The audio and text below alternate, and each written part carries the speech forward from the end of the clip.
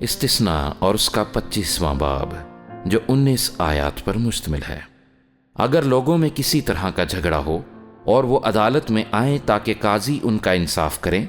تو وہ صادق کو بے گناہ ٹھہرائیں اور شریر پر فتویٰ دیں،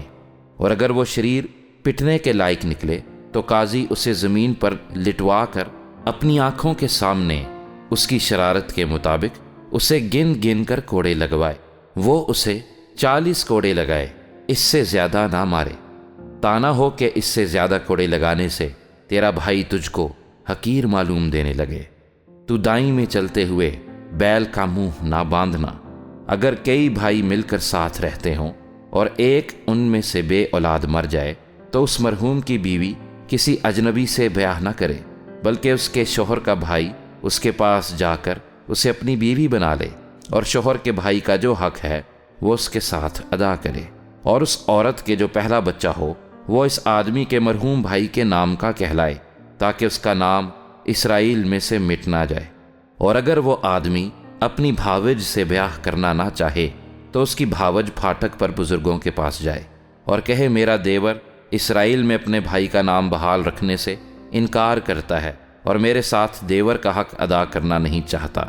تب اس کے شہر کے بزرگ اس آدمی کو بلوا کر اسے سمجھائیں، اور اگر وہ اپنی بات پر قائم رہے اور کہے کہ مجھ کو اس سے بیاہ کرنا منظور نہیں تو اس کی بھاوج بزرگوں کے سامنے اس کے پاس جا کر اس کے پاؤں سے جوتی اتارے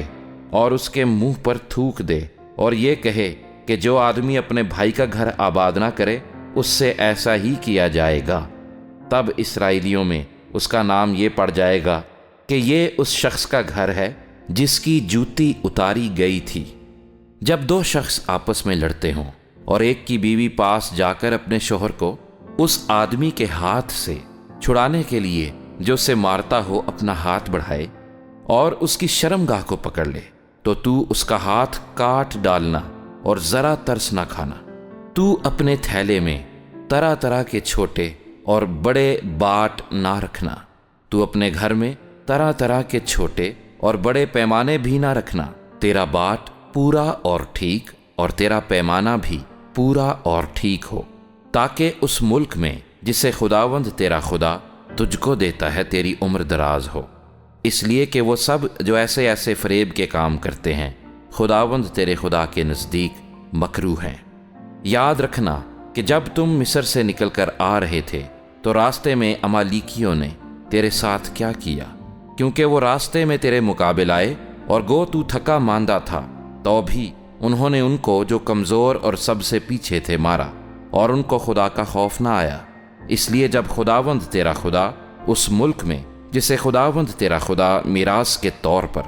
تجھ کو قبضہ کرنے کو دیتا ہے، تیرے سب دشمنوں سے جو آس پاس ہیں تجھ کو راحت بخشے،